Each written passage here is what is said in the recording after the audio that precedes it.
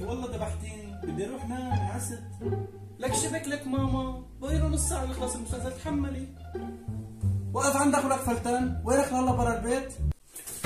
قولي امي انت شو سهرك للوقت هذا كلياته؟ هي اخر مرة بتأخر فيا برا البيت، سمعت ولا لا ابني؟ اخر مرة يا امي والله ما بتأخر، بس ما قلتوا لي شو المناسبة سهرانين انتوا لهلا؟ لك والله يا ابني ما بعرف، هي اختك ياسمين الدبال تتفرج على مسلسل التركي وجبرتني اسهر معها لانها خايفة. إيه بيطلع لك ياسمين خانم، بيطلع لك تتفرج على المسلسل التركي. اي نعم سردار افندي، بدي اتفرج على مسلسلي، يا ريت تطلع على حالك قبل ما تحكي على غيرك. شو عليه؟ دبالك عندي. ايه ما بدكم تناموا؟ شو لك بنتي؟ الله يرضى عليك خليني اروح نام انا، إيه والله معستفرت من الصبح واقف على رجلي. تمام ماما خلص روحي نامي، انا كمان قايمة انام. المسلسل صار كثير ممل لانه. يلا كونكم عشتوا ورح تناموا، انا كمان رايح نام، يلا تصبحوا على خير. صارت الساعة 2 نص ليلي، انا خارج سهر لك يا ياسمينو، خليني نام بكره عندي حوسه. ولي عليك يا ابو سردار، حدا قال لك تختار الشغل بالليل؟ تركتني لحالي؟ انعست كتير، اول مرة بسهر للساعة 2. عم فكر بكره اروح اصبغ شعراتي لون خرنوبي، تلاقي الممثلة التركية تقبرني انا الهي. خليني نام احسن شي عايش.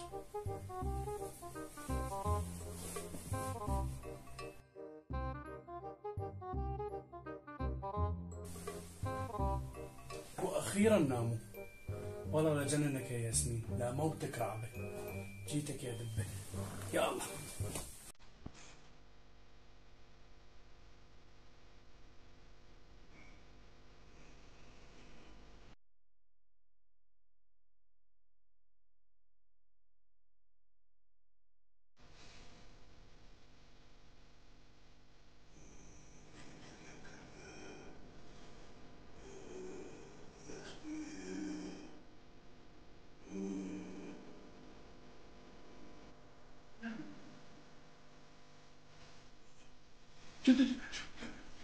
امي يخرب بيت انت يا ياسمين، ما استعجلوا لحق اهرب على فرشتك وتجي ماما.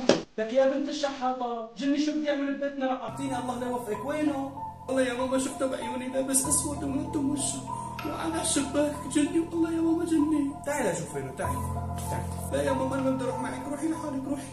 قولي لك هي خايفه. الله لا يوفقك، هذا انت يا ابن الصرماء بخوف اختك؟ امي الله يوفقك، والله كنت عم بمزح مع ياسمين هذا انا ابنك، عم تمزح مع اختك يا ابن الكليب، لك ما خفتي صرنا شيء لاختك؟ تعال هون تعال انا بفرجيك. امي الله يوفقك لا تضربيني.